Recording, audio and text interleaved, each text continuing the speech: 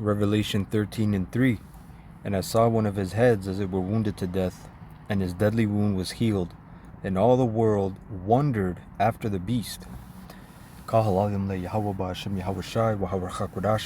honors to the apostles, bishops, and elders of GMS who rule well, who I learned this truth from, and salutations and blessings to you elect, starting with 144,000 on down. And this lesson is going to expound upon this verse about what it really meant, and what it really means that the whole world wondered after the beast. Now, this word "wondered" in the Greek. Okay, we're gonna play it. Strong's G 2296, thaumazo. Right, thaumazo, which means to wonder at, to marvel. Okay, to be wondered at, to be had in admiration, to admire. Okay, a wonderful thing. So in a good way, pretty much. The whole world, not in a good way as in America's, that system is great, or good, I should say. Good in a way that people, they wondered at it in a admirable way. And verse 4 says, and they worshipped the dragon which gave power unto the beast, going into the Roman Empire system. Okay, because this beast, first of all, is dealing with what? It's dealing with NATO, the European Union, the Commonwealth of Europe, and the whole system, which goes back to Rome, which America is the last leg of the Roman Empire, right? The beast, right, contains all these European nations and the system of it. And who sits upon the beast? The whore, which is America, Babylon the Great, right? And they worship the dragon which gave power unto the beast, and they worship the beast, saying, who is like unto the beast? Who is able to make war with him? Right? Now let's also get this word worship. Strong's G 4352, proskuneo.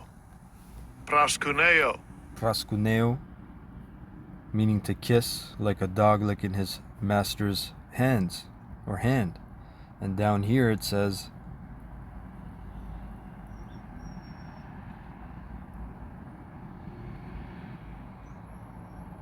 one second. Right, to fawn or crouch to, i.e. literally or figuratively. So it doesn't necessarily mean to bow in a prostrated position, but it means to pretty much adore, as it says here, to do reverence, to adore. People adore America, Babylon the Great, this beast system. Okay, they traveled thousands of miles, man, in perilous conditions, just to try to get into this great whore, to use it. Okay, to use its wealth, to use it to advance their own wickedness. Okay, they may be, rainbow coalition people, and they're getting persecuted in their own land, so they come here. They say, I can be who I want to be, right? Whatever their cause is, they can fulfill it in America, right? And this whole world has worshipped this beast. Now let's go into some ways, right? I typed in chat, pretty much chat GPT, about I forget how I worded it, but I didn't question if America's Babylon the Great. I pretty much told it that it is, based upon X, Y, and Z. And it says here, it replied, the Bible never names America. Well, of course, because the Bible is coded. It's written in parabolic form, right? It says, but many interpreters connect Babylon the Great to modern superpowers. The reasoning usually works like this: traits of Babylon the Great, global influence, right? It says the kings of the earth committed fornication with her, and the merchants of the earth are waxed rich. Revelation 18:3, right? Cultural dominance. She makes nations drunk with the wine of her fornication, right? And fornication can mean not just physical, but spiritual. And this is where idol worship comes into, right? Idolatry, right? It says economic hub. Her trade lists luxuries and global commerce. Military power. She sits on many waters. symbolizing peoples and nations under her sway. Why some apply this to America? Economic dominance. The US dollar underpins world trade. Nations depend on American markets, banks, and tech. Cultural sway. Hollywood, pop music, consumer brands, and social media have been absorbed in Japan, China, Europe, Latin America. Western ideals of democracy, fashion, and lifestyles are copied or imitated worldwide, right? Military supremacy. US bases ring the globe, right? And you can type this in, right? How many US bases are there around the world? Everywhere. Damn near every country. Almost every country. Okay, that's that presence of Babylon the Great. That's why it's part of it is known as the Great. Great in what? Military power, economic power, cultural sway, right? That wine. Everyone wants a sip of that wine. You know, once you get that sip, you get nice and buzzed, and then you get drunk, right? It says moral decline. From a prophetic view, like Babylon, critics say America exports immorality, right? Pornography, drugs, greed, and the wine of secular culture. How nations worship the beast. Worship equals not literal bowing, but submission, imitation, and dependence. Japan adopted U.S. cultures after World War II, constitution, capitalism, pop culture. China, though politically opposed, and guess what? Though politically opposed, though only China is, when it says politically opposed, meaning what did China become, right? It became a communist country, right? But guess what? Even that communism is part of that beast system, okay, which was created in Europe via the people we're not allowed to talk about, okay? The Amalekites, right? So that's part of the beast system as well. That communism, just because it's a direct opposition to democracy.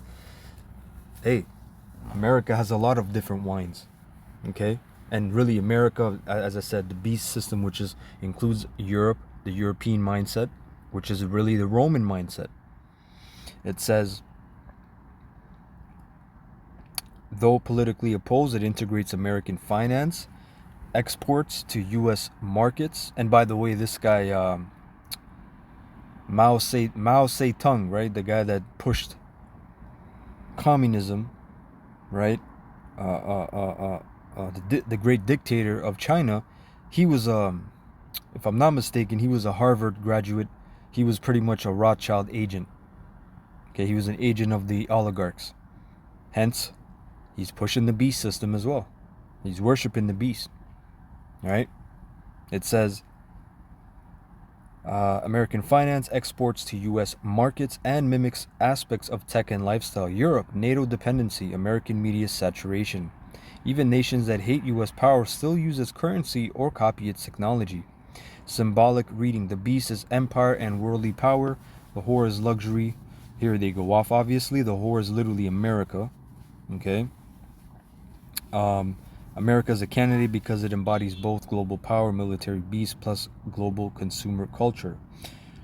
Now, I said, okay, those are good points, chat. Now, let go a little bit further. And indeed it did. So let's go into it a little bit further. Cultural sway. America exports more than products. It exports values, habits, and imagination. Entertainment as indoctrination. Hollywood films, Netflix, Marvel, and Disney saturate global screens. They carry not only stories, but models of lifestyle, morality, and rebellion. Children in Asia and Africa dress as American superheroes. It says music and fashion, jazz, rock, hip-hop, rap, American-born art forms became global languages. Blue jeans, sneakers, baseball caps, fast food, now standard attire across the world. Just like that golden arch, the M, McDonald's. You know, I remember that picture of the McDonald's opening in Moscow at the end of the Cold War. It was a 91, 92. It was a fucking lineup around Moscow, man, in Russia. Yeah, oh, McDonald's, right? It's you know, people worship that shit. China and all these countries, man. It's fucking witchcraft. It says, language dominance. English, shaped heavily by American media, is the lingua franca of business, which franca means noble. So the noble language, I guess, of business. science, and the internet, right? And just like Apostle Tahar says, he said this years ago, even the fucking language of aviation, the official language of aviation. If you want to be a pilot anywhere in the world, you must learn and know English. Okay? You may know Cantonese, all right? You may know Bangladeshi, Tagalog, what was that? Tagalog, Malaysian, Tagalog. That's you got to learn English. You better speak English.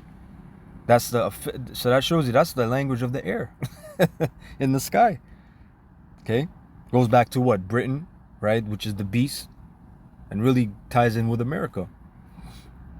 Okay.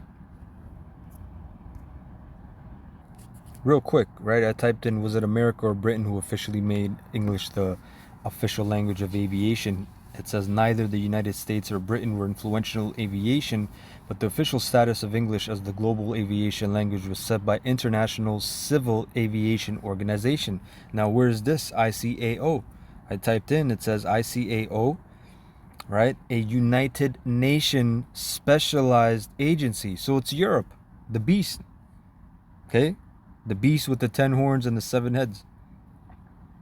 Or I should say, one of the heads were wounded, and wounded to death. Okay, and he came back. Right, that beast. Right, founded by the Chicago Convention on International Civil Aviation, headquarters, interestingly, Montreal, Canada. Okay. Let's go back. It says here.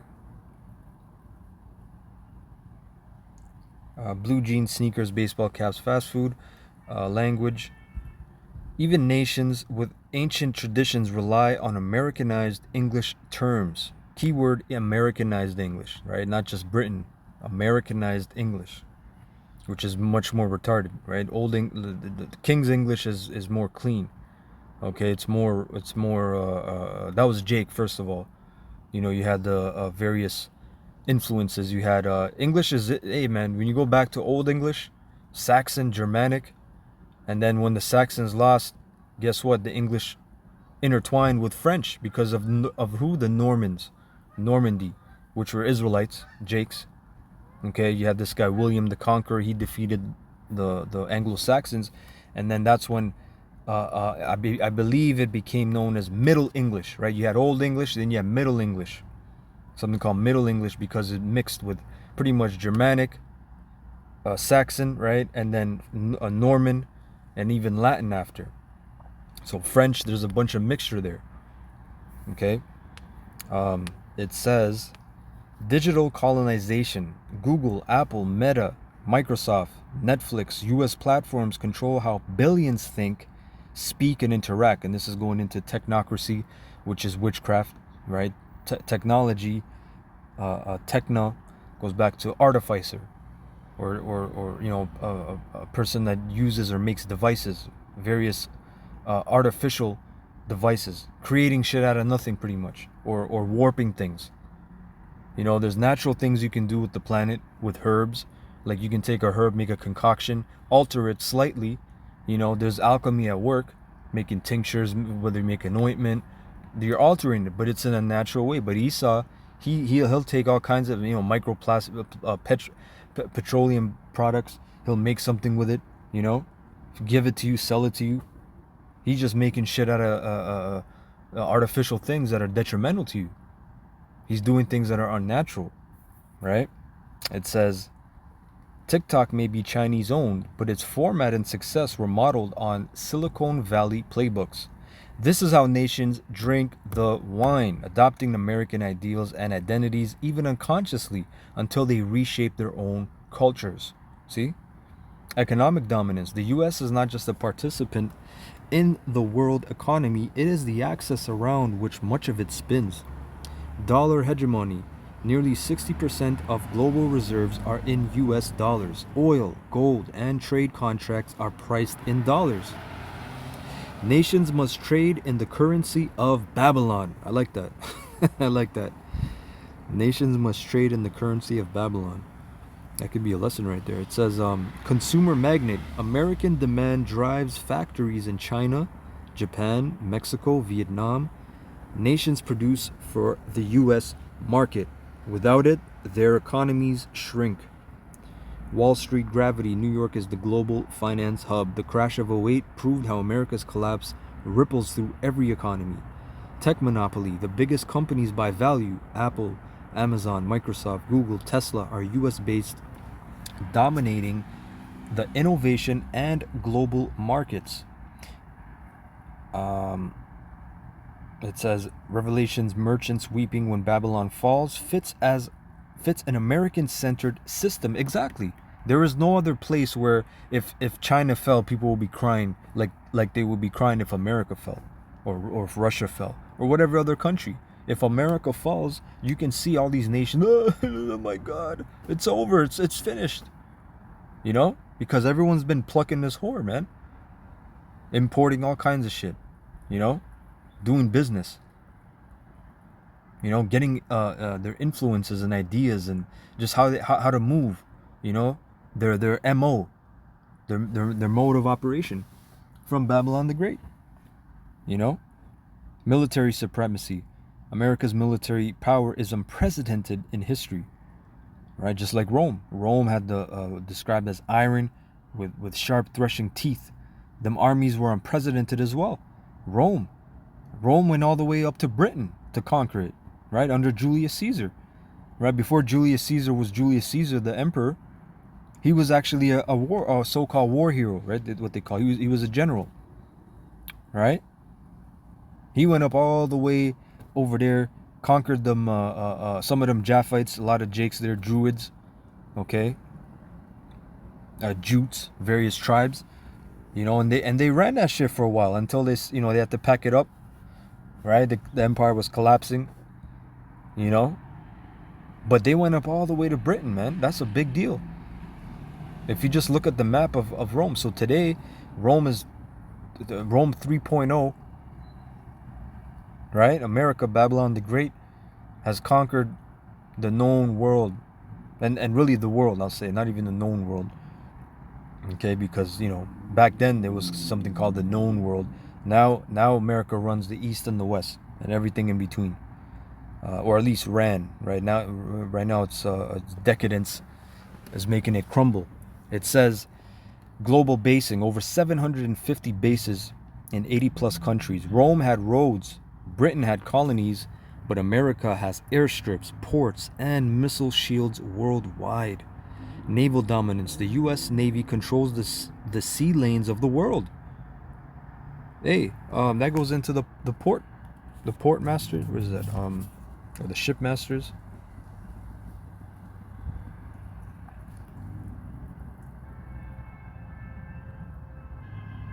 Yeah, Revelation 18 and 17, for in 1 hour so great riches has come to naught, and every shipmaster and all the company in ships and sailors and as many as trade by sea stood afar off. And they cried when they saw the smoke of her burning, saying, what city is like unto this great city? Right? Like the Panama Canal Zone, which they fraudulently, you know, they got that, right? Which just stamps their dominance in trade, in business, in commerce, worldwide, because of that ability to control that port, Panama Canal Zone, right? When you look in that history, what they did to those Zebulonites to get that wickedness, bloodshed, that's a lesson right there, right? Yeah, it says,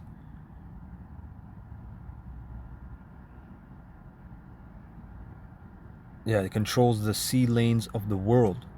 That's crazy, man. The sea lanes of the world. That means all the trade by ships. You know, that's why they're so heavy on admiralty law, the law of the high seas. It says aircraft carriers are floating fortresses, unmatched by any rival. Damn. Technological superiority. Stealth bombers, nuclear submarines, drones, and space-based systems keep the U.S. decades ahead. Alliance networks. NATO, Pacific Pacts, intelligence sharing, other nations depend on American protection. Even adversaries like China and Russia must calculate every move against U.S. might. When Revelation says the beast has authority over every tribe, tongue, and nation, many see the U.S. military umbrella as the clearest modern embodiment. Right? Right. So summary. Right. Culture. America shapes what the world imagines. That's some witchcraft, bro. Economy. America dictates how the world trades. Military. America enforces how the world behaves. Okay, this is why some interpreted America as Babylon the Great, a system too powerful to resist, seducing and subduing nations alike. Now, I also typed in this fact. I was watching this movie, The Last Samurai, again with Tom Cruise, and this was when Japan was open. You know, open its legs, say, "Come in unto me." You know, pretty much. And the emperor said, "Look, I hired engineers from Germany, lawyers from England, lawmakers from France, you know, engineer, whatever. All these people, all these great minds from Edomite nations during this time. I believe this was the if I'm not mistaken, might have been, the 1800s. But I said, oh shit, I caught that. So then I went into it a little bit further, and that's based off a real story, because guess what? Back before that, you had emperor in Japan, right? And they did things differently, right? But then guess what? You had rebellions, you had an overthrow, you had a so-called revolution, right? And they said, no, we have to import these Western ideals, which is part of all nations wondered after the beast, right? And I typed it in chat. Okay, so it says, Japan's hiring of Europeans and Americans during the Meiji era is one example of a wider 19th, early 20th century pattern. Other states did the same. Ottoman Empire, Turkey hired French, German, and British officers to modernize its army and navy. Egypt under Muhammad Ali and successors imported French and Italian engineers, doctors, and military officers in the 1800s. Russia, since Peter the Great, Russia brought in Dutch and English shipwrights, German administrators, French officers, and later American engineers for railroads, telegraph, oil industry. China, Qing dynasty, self-strengthening movement, hired Western advisors, especially British and German, for arsenals, shipyards, and schools. Robert Hart, an Irishman, ran the Imperial Maritime Customs Service for decades. Persia, Iran contracted French military missions and later Belgians officially to reform customs and finances. Russian and British engineers built telegraphs and railways. Thailand, Kings Rama IV and Rama V brought in British, Danish, and American advisors for legal, military, and educational reforms. It says Ethiopia employed Swiss, French, and Russian advisors for infrastructure and military modernization. Hawaii brought in American and European legal and educational advisors to build Western-style institutions. Pattern: non-Western powers seeking to modernize fast often paid Western experts for military training, legal reform, finance, and technology transfer, right? And then I asked, didn't China get messed up by the West bringing in opium? And it says, yes, Britain and later other Western powers used opium trade to break China's resistance to foreign commerce. In the 18th and 19th century, Britain faced a trade deficit with China, tea, silk, porcelain imports. To fix this, the British East India Company grew opium in India and smuggled it into China. And this is going into the Rothschilds, the Opium Wars. That's part of a big reason how they also amassed their wealth. Not got rich, but amassed their wealth. It's very different than just getting rich. It says, the first Opium War, Qing crackdown on opium led Britain to send warships. China lost, was forced to sign the Treaty of Nanjing, cede Hong Kong, open treaty ports, and pay indemnities. The Second Opium War, Britain and France attacked again. More ports opened. Opium legalized. Foreign troops entered Beijing. In the aftermath, Western nations, later joined by Japan and Russia, carved out spheres and influence, imposed unequal treaties, controlled tariffs, and extracted concerns. So while Japan paid foreigners to modernize under its own control, China lost control, had foreign experts impose, and reforms like the self-strengthening movement came from a defensive position, not a proactive choice. See?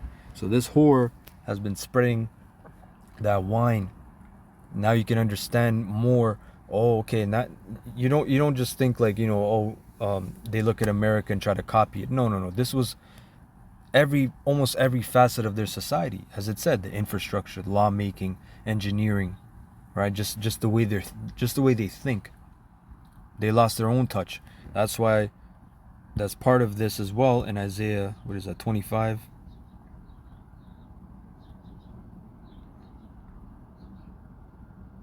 Isaiah 25:7, and he will destroy in this mountain meaning government, the face of the covering cast over all people, and the veil that is spread over all nations.